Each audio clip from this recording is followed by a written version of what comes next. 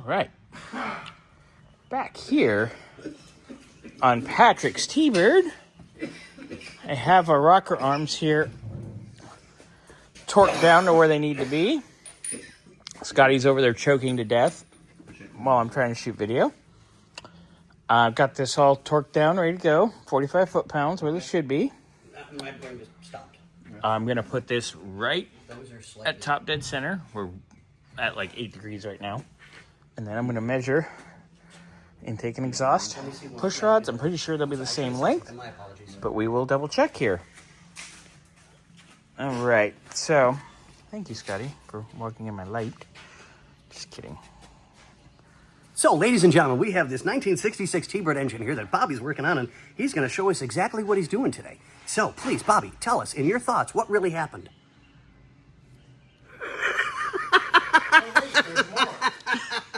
But wait! Mama's over there shaking her head, walking away. There's always more when it comes to these engines. Anyway. So, Bobby, explain to us. So, like I already displayed... You've Here, distracted me. Hold. No, I got it. Do the phone. You hold the microphone, I'll do the phone. Hold the microphone and tell your... Okay, so here Tell us, adoring fans, what really happened. What happened, dude? What had happened was... I got the engine up...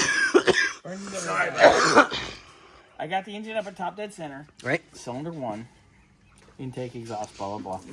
So I'm on the exhaust side, and I have a 2/1000 feeler gauge in there between the rocker and the tip of the valve. Mm-hmm.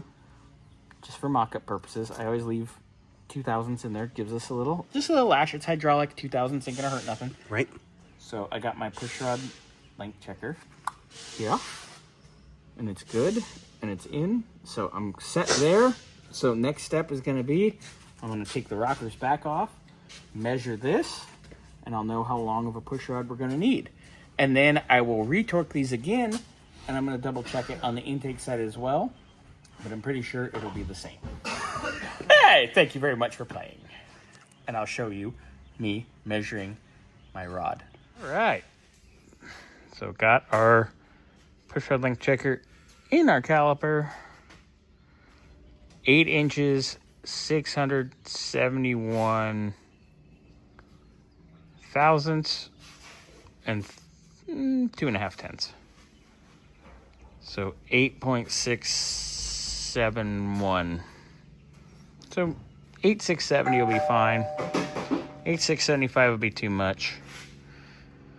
So there's our exhaust side. We're going to double check it on the intake side. I'm pretty sure it'll be close to the same, but we will make sure. Focus. All right. So different, second verse, same as the first.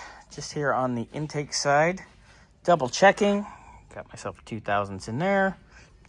Got everything torqued. Styling, we profiling. Woo! Like Ric Flair would do.